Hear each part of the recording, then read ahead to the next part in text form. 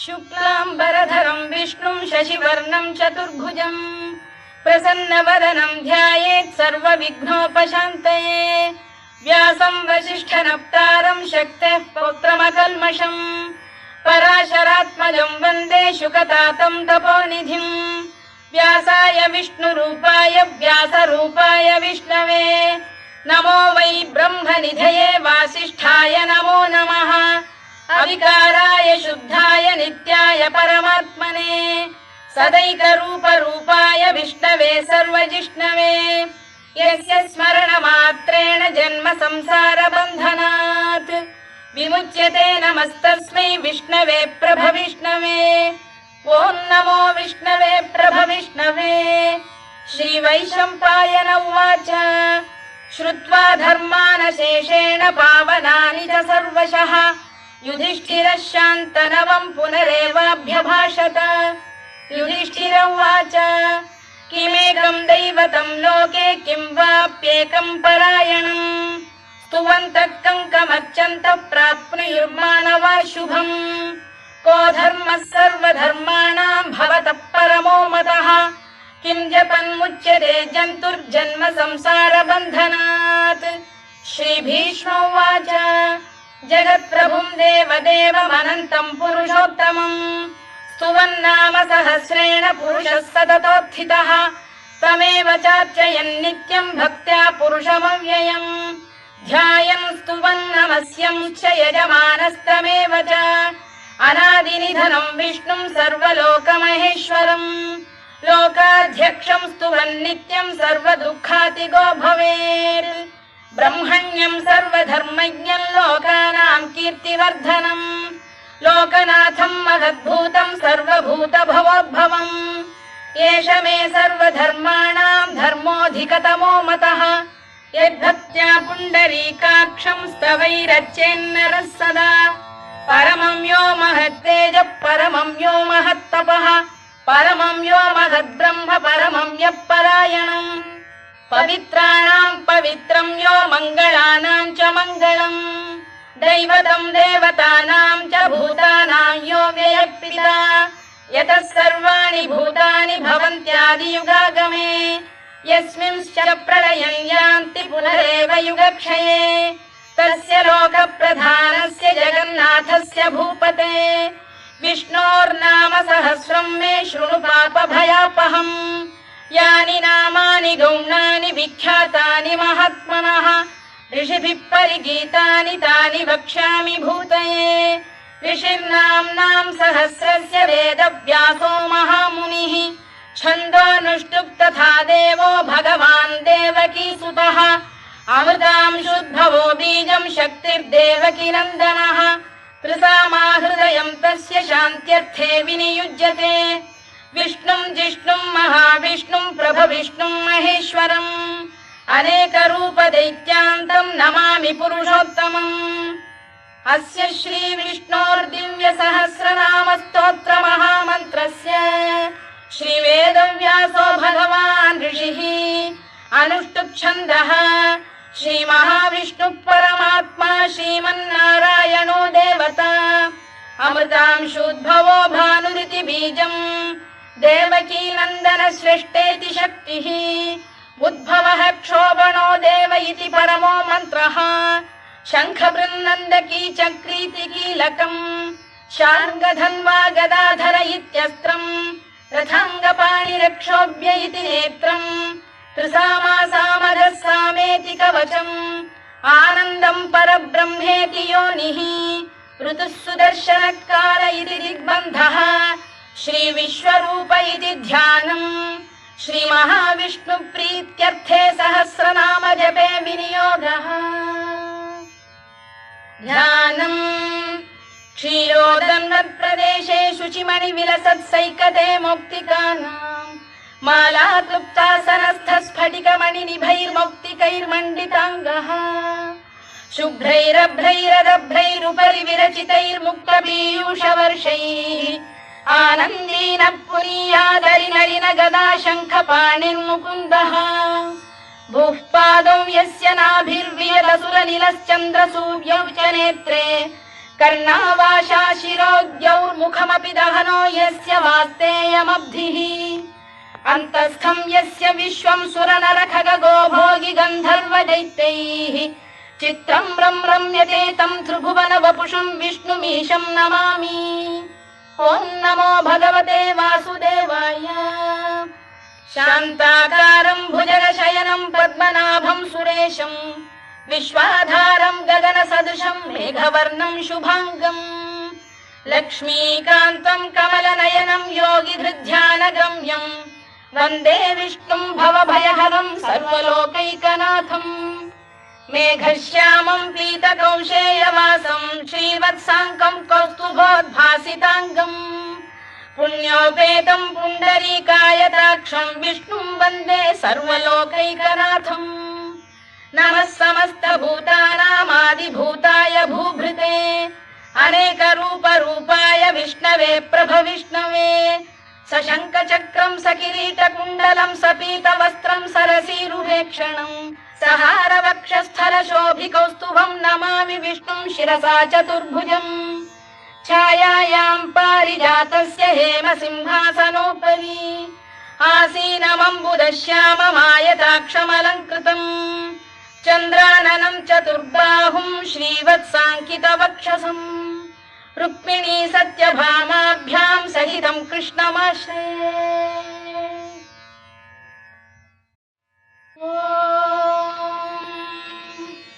विश्वं विष्णुर्वषत्कारो भूतभव्य भवत्प्रभुः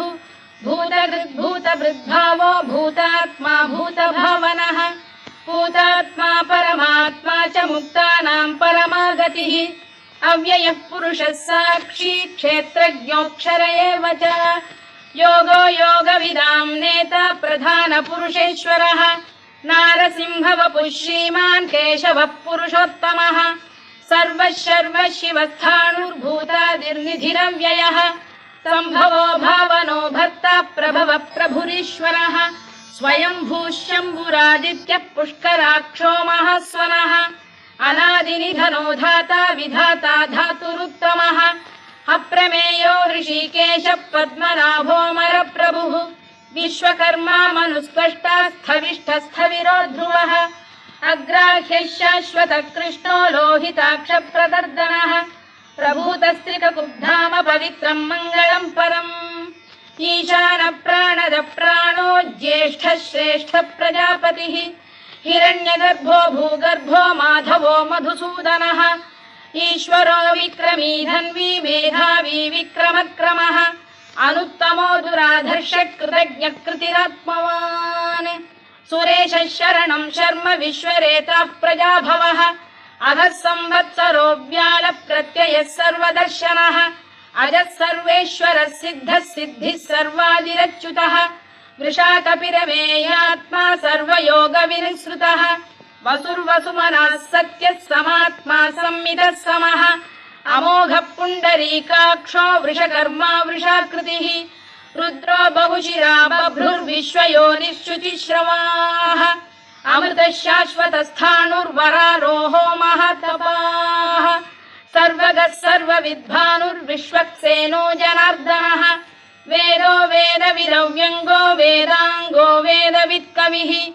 लोकाध्यक्षः सुराध्यक्षो धर्माध्यक्षः कृताकृतः चतुरात्मा चतुर्व्यूहश्चतुर्दंष्टश्चतुर्भुजः भ्राजिष्णुर्भोजनं भोक्ता सहिष्णुर्जगदादिजः अनघो विजयो जेता विश्वयोनिः पुनर्वसुः उपेन्द्रो वामनः प्रांशुरमोघः शुचिरूर्जितः अतीन्द्रः सङ्ग्रहः सर्गो धृतात्मा नियमो यमः वेद्यो वैद्यः सदा योगी वीरः माधवो मधुः अतीन्द्रियो महामायो महोत्साहो महाबलः महाबुद्धिर्महावीर्यो महाशक्तिर्महाद्युतिः अनिर्देश्य वपुः श्रीमान् अमे आत्मा महाधृधृत् महेश्वासो महीभर्ता श्रीनिवासः सताङ्गतिः अनिरुद्धः सुरानन्दो गोविन्दो गोविदाम्पतिः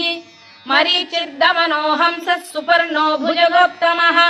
हिरण्यनाभः सुतपाः पद्मनाभः प्रजापतिः अमृत्युः सर्वदृक्सिंहः सन्धाता सन्धिमान् स्थिरः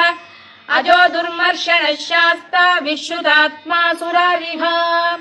गुरुर्गुरुतमो धाम सत्यः सत्यपराक्रमः निमिषो निमिषस्रग्वी वाचस्पतिरुदारधीः अग्रणी श्रीमान् न्यायो नेता समीरणः सहस्रमूर्धा विश्वात्मा सहस्राक्षः सहस्रपात् आवर्तनो निवृत्तात्मा संवृतः सम्प्रमर्दनः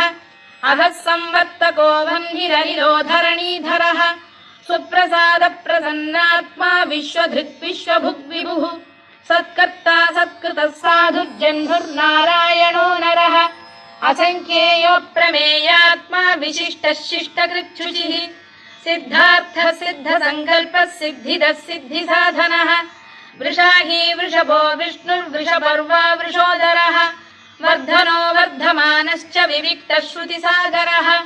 सुभुजो दुर्धरो वाग्मी महेन्द्रो वसुदो वसुः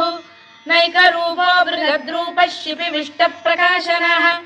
ओजस्तेजोद्युतिधरः प्रकाशात्मा प्रतापनः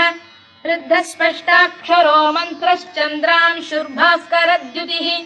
अमृतांशुद्भवो भानुः शशबिन्दुः सुरेश्वरः औषधम् जगतः सेतुः सत्यधर्मपराक्रमः भूतभव्यभवन्नाथः पवनः पावनो नरः कामः कामकृत्कान्तः कामः कामप्रदप्रभुः युगादिकृद्युगावर्तो नैकमायो महाशनः अदृश्यो व्यक्तरूपश्च सहस्रजिदनन्तजित् इष्टो विशिष्टः शिष्टेष्टः शिखण्डी नघुषो वृषः क्रोधः क्रोधकृत्कर्ता विश्वबाहुर्महीधरः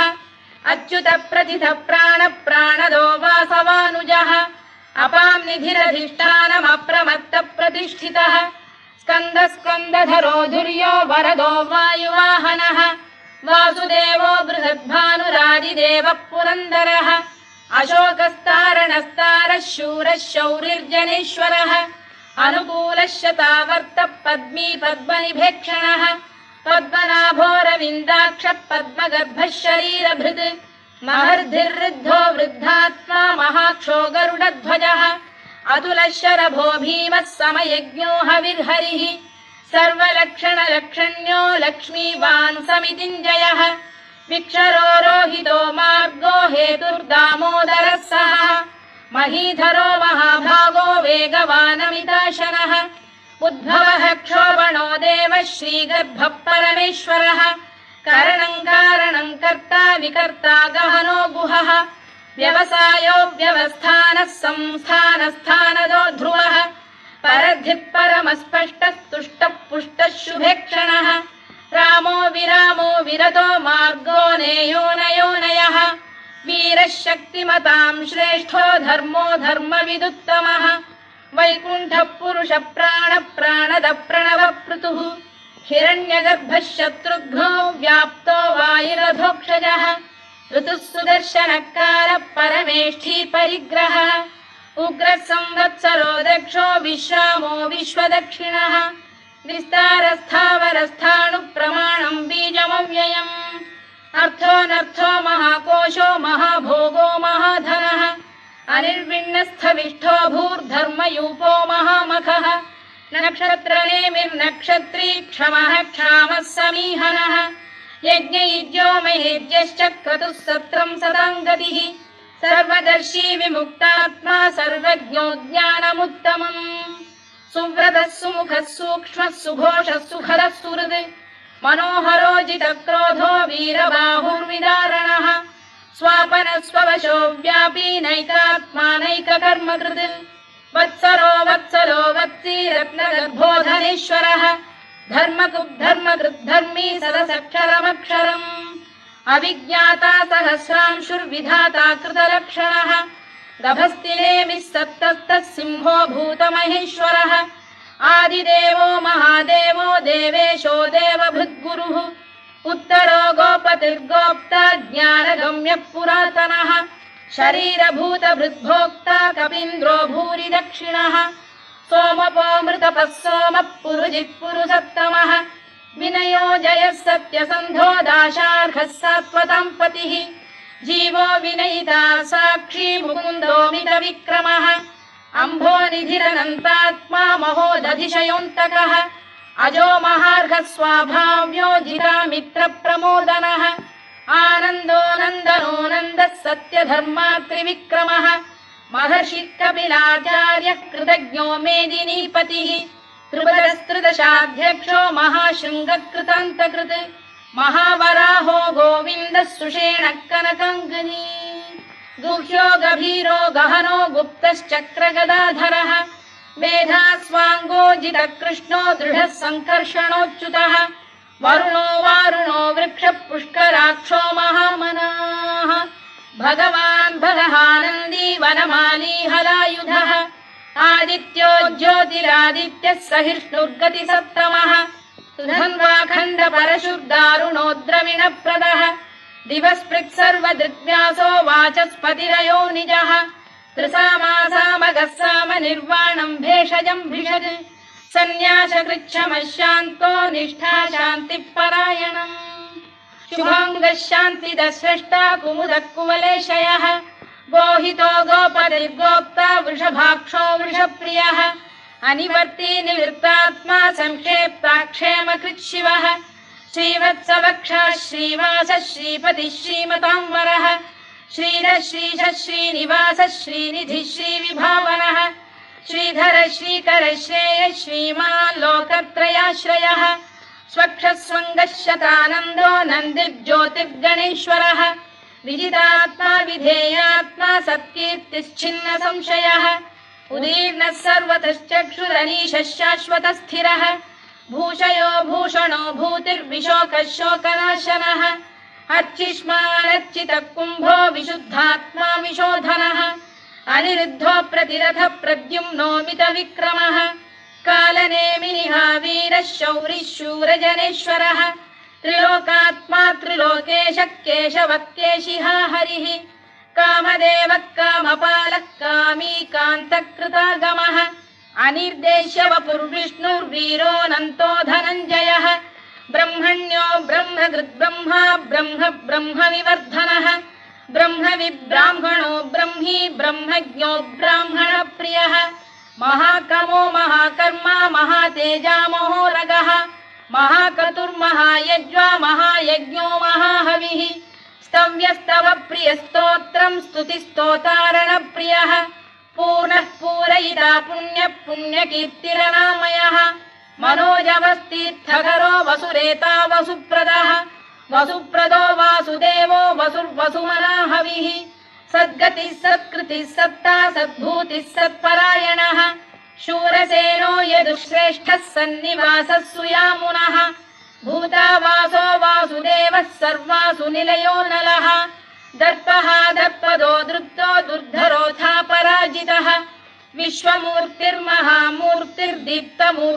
विश्वमूर्तिर्महामूर्तिर्दीप्तमूर्तिरमूर्तिमान्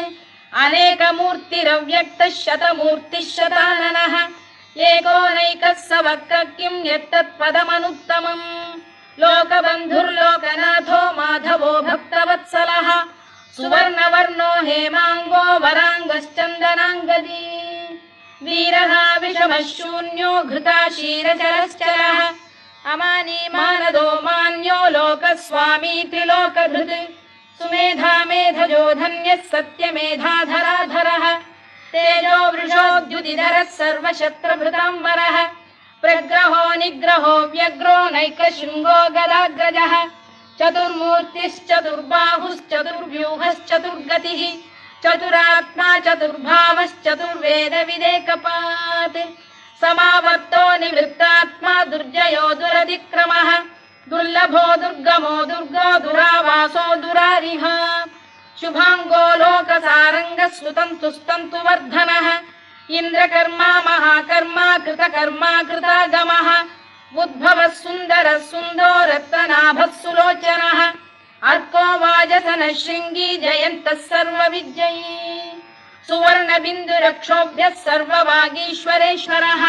महाह्रदो महागर्तो महाभूतो महानिधिः कुमुदः कुन्दरः कुन्दः पर्जन्यः पावनो निलः अमृताशोऽमृतवपुः सर्वज्ञः सर्वतोमुखः सुलभः सुव्रतः सिद्धः शत्रुजिच्छत्रुतापनः न्यग्रोधोदुम्बरोश्वत्तश्चाणूरान्ध्रैषूदनः सहस्रार्चिः सप्तजिह्वः सप्तैधा सप्तवाहनः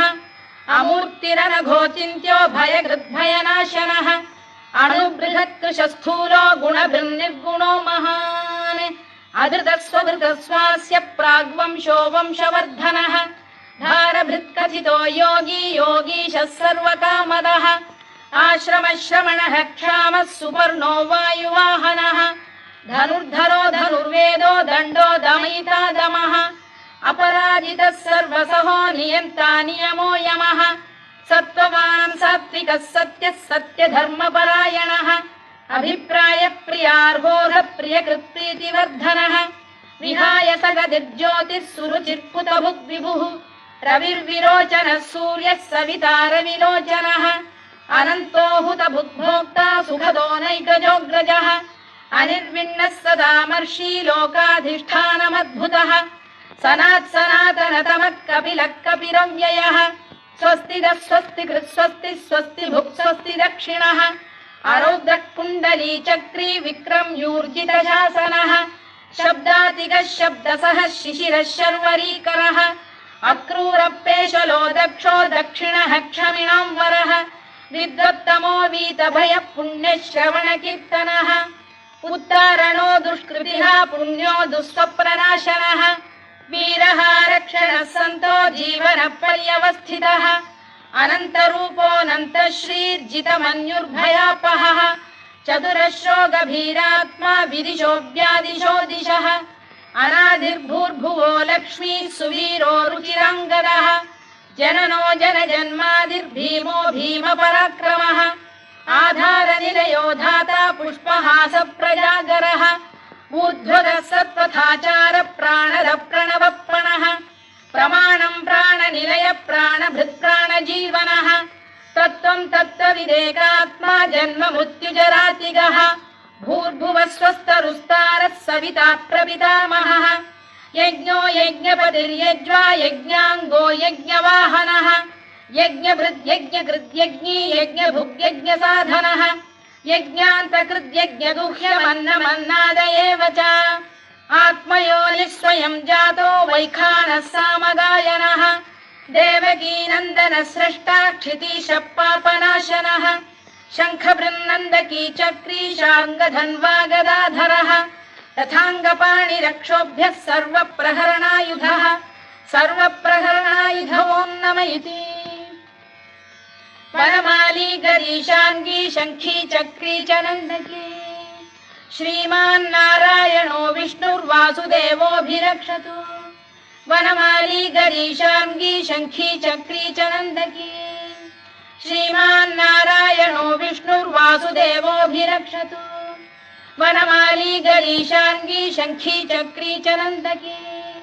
श्रीमान्नारायणो विष्णुर्वासुदेवोऽभिरक्षतु इतीदं कीर्तनीयस्य केशवस्य महात्मनः नाम्नां सहस्रं दिव्यानामशेषेण प्रकीर्तितम् य इदं शृणुयान् नित्यं यश्चापि परिकीर्तयेत् नाशुभं प्राप्नुयात् किञ्चित् सोमुत्रेह च मानवः वेदान्तगो ब्राह्मणस्य क्षत्रियो विजयी भवेत् वैश्यो धनसमृद्धः स्यात् क्षुद्रः सुखमवाप्नुयात् धर्मार्थी प्राप्नुयात् धर्ममर्थार्थी चार्थमाप्नुयात् कामानवाप्नुयात् कामी प्रजार्थी चाप्नुयात् प्रजाम् भक्तिमान् यः सदोत्थाय शुचिस्तद्गतमानसः सहस्रं वासुदेवस्य नाम्नामेतत्र कीर्तयेत् यशः प्राप्नोति विपुलं याति प्राधान्यमेव च अचलां श्रियमाप्नोति श्रेयः प्राप्नोत्यनुत्तमम् न भयं क्वचिदाप्नोति वीर्यं तेजश्च विन्दति भवत्यरोगोद्युतिमान् बलरूपगुणान्वितः रोगार्तो मुच्यते रोगात् बद्धो मुच्येत बन्धनात् भयान्मुच्येत भीतस्तु मुच्येतापन्न आपदः दुर्गाण्यतितरत्याशु पुरुषः पुरुषोत्तमम् सुवन्नाम सहस्रेण नित्यं भक्तिसमन्वितः वासुदेवाश्रयो मर्त्यो वासुदेवपरायणः सर्वपापविशुद्धात्मा याति ब्रह्म सनातनम् न वासुदेव भक्तानामशुभं विद्यते क्वचित् जन्म मृत्युजरा व्याधि भयं नैवोपजायते इमं स्तवमधीयानः श्रद्धा भक्ति समन्वितः युज्येतात्मसुखक्षान्तिः श्रीधृतिस्मृतिकीर्तिभिः न क्रोधो न च मात्सर्यं न लोभो न शुभामतिः भवन्ति कृतपुण्यानां भक्तानां पुरुषोत्तमे द्यौः स चन्द्रार्कनक्षत्राखं दिशो भूर्महो दधिः वासुदेवस्य वीर्येण विधृतानि महात्मनः ससुरासुरगन्धर्वं स यक्षोरगराक्षसम् जगत्वशे वर्ततेदं कृष्णस्य सचराचरम् इन्द्रियाणि मनो बुद्धिः सत्त्वं तेजो बलं धृतिः वासुदेवात्मकान्याहुः क्षेत्रं क्षेत्रज्ञ एव च सर्वागमानामाचार प्रथमं परिकल्पते आचार प्रभवो धर्मो धर्मस्य प्रभुरच्युतः ऋषयः पितरो देवा महाभूतानि धातवः जङ्गमा जङ्गमं चेदं जगन्नारायणोद्भवम् योगो ज्ञानं तथा साङ्ख्यं विद्या शिल्पादिकर्म च वेदाः शास्त्राणि विज्ञानमेतत् सर्वं जनार्दनात् एको विष्णुर्महद्भूतं पृथग्भूतान्यनेकशः त्रीन् लोकान् व्याप्य भूतात्मा भुङ्क्ते विश्वभुवव्ययः इमं स्तवं भगवतो विष्णोर्व्यासेन कीर्तितम् पठेद्य इच्छेत् पुरुषः श्रेयत् प्राप्तुं सुखानि च विश्वेश्वरमजं देवं जगतः प्रभुमव्ययम् भजन्ति ये पुष्कराक्षं न ते यान्ति पराभवम् न ते यान्ति पराभवम् ओन्नमयिति अर्जुनोवाच पद्मपत्र विशालाक्ष पद्मनाभसुरोत्तमा भक्तानामनुरक्तानां त्राता भव जनार्दन श्रीभगवानुवाच यो मां नाम सहस्रेण स्तोतुमिच्छति पाण्डव सोऽहमेकेन श्लोकेन स्तुत एव न संशयः स्तुत एव न संशयोऽन्नमयिति व्यास उवाच वासनाद्वासुदेवस्य वासितं भुवनत्रयम् सर्वभूतनिवासोऽसि वासुदेव नमोऽस्तु ते वासुदेव नमोऽस्तु ते ओन्नमयिति पार्वत्युवाच केनोपायेन लघुना विष्णोर्नाम सहस्रकम् पठ्यते पण्डितैर्नित्यं श्रोतुमिच्छाम्यहं प्रभो ईश्वर उवाच श्रीराम राम रामेति रमे रामे मनोरमे सहस्रनाम तत्तुल्यं राम नाम वरानने श्रीराम राम रामेति रमे रामे मनोरमे सहस्रनाम तत्तुल्यं राम नाम वरानने श्रीराम राम रामेति रमे रामे मनोरमे सहस्रनाम तत्तुल्यं राम नाम वरानने राम नाम वरानन ओन्नमयिति ब्रह्मोवाच नमोऽस्त्वनन्ताय सहस्रमूर्तये सहस्रपादाक्षि शिरोरुबाहवे सहस्रनाम्ने पुरुषाय शाश्वते सहस्रकोटियुगधारिणे नमः सहस्रकोटियुगधारिणे नमः ओन्नमयिति सञ्जय उवाच यत्र योगेश्वर कृष्णो यत्र पार्थो धनुर्धरः तत्र श्रीविजयो भूतिर्ध्रुवा नीतिर्मतिर्मम श्रीभगवानुवाच अनन्याश्चिन्तयन्तो मां ये जनाः पर्युपासते तेषां नित्याभियुक्तानां योगक्षेमं वहाम्यहम् परित्राणाय साधूनां विनाशाय च दुष्कृताम् धर्म संस्थापनार्थाय संभवामि युगे युगे आर्ता विषण्णा शिथिलाश्च भीता घोरेषु च व्याधिषु वर्तमानाः संकीर्त्य नारायण शब्दमात्रं विमुक्तदुःखाः सुखिनो भवन्तु कायेन वाचा मनसेन्द्रियैर्वा बुद्ध्यात्मना वा प्रकृते स्वभावात् करोमि यद्यत् सकलं परस्मै नारायणायेति समर्पयामि।